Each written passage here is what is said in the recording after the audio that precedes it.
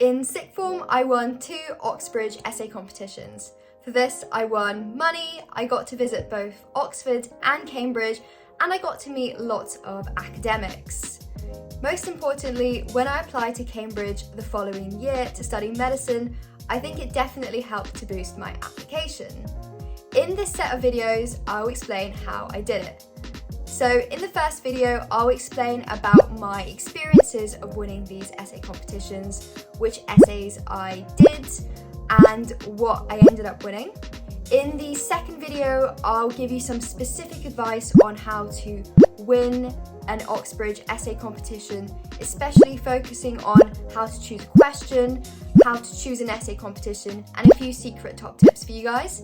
And in the third video, I'll be talking you through how to write a prize-winning essay, which will stand out to the examiners. So feel free to jump to whatever section or video you think will be most useful to you. Okay, so let's kick off video 1 with a story time of the essay competitions that I entered and won. So the first competition that I entered was the Peter Kane Legal Reasoning Prize at Corpus Christi College in Oxford. So for this, I had to analyse a passage from the Human Rights Act and write an essay which was around 1,500 words, and I had to include references too. A disclaimer that at that point in sixth form, I was very much considering law as an option for something I might want to do in the future, and that's why I entered this competition. So I think for this essay, the biggest bulk of what I had to do was a lot of research and reading because it was a completely unfamiliar topic. However, there was a lot of information online about this part of the Human Rights Act, and that was super useful because somebody had already analysed this sort of thing before, and so there was a lot that I could draw up on and I could reference in my essay. So I think that was like the most important thing there.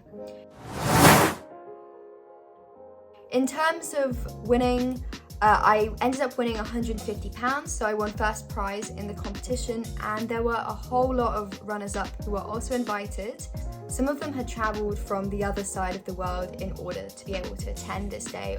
So we had a day of seminars and then workshops in the afternoon. We got to meet lots of academics and experience a sort of mock system of the tutorials in Oxford.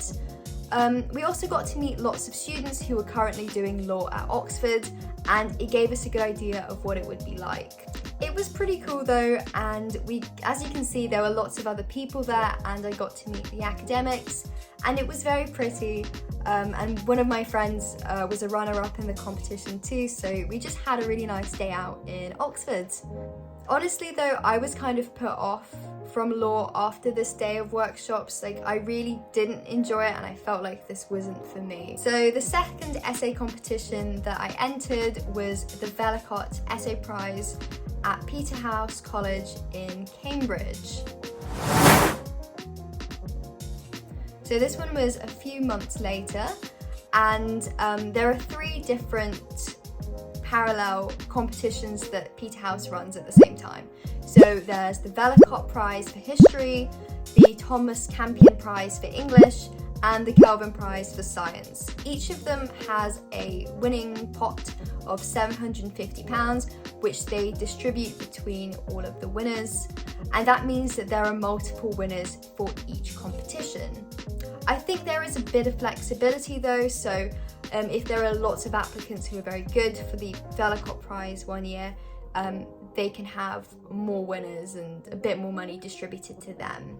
And I think that was the case when I applied. So there were about 10 to 15 of us who won the Velicott Essay Prize, and we each got like £75. So with the Velicott Essay Prize, there was a whole variety of different questions you could choose from. I think when I applied, there were about 25 to 30 different options, and I have to admit, I probably spent more time choosing an essay question than actually writing the essay, but that's a story for another time. So there was a big breadth in the sorts of history. So it started off from like classical ancient Rome and Greece, and it then went on to very modern political questions, so things about Trump and America now and how that was related to the last 50 years of history. And there was also a big breadth in the sort of history that was covered. It wasn't just British history, but there were a lot of different things from around the world. So one of the ones that I was considering was actually about the Ottoman Empire. So the essay I wrote about was who benefited from the Black Death. For this, I got to explore a whole host of different factors. So in particular, groups of society like the peasants and their sort of working conditions and pay.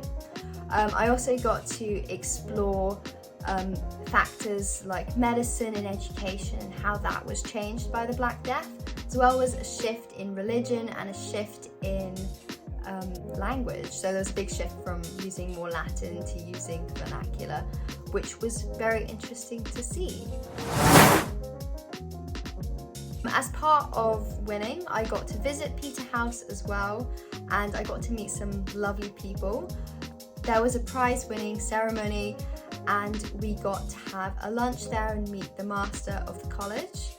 And we had a few tours and seminars as well, and there were lots of students too, so we got to ask them about what it was like studying at Cambridge, and they had lots of advice about how to apply, and that was really helpful.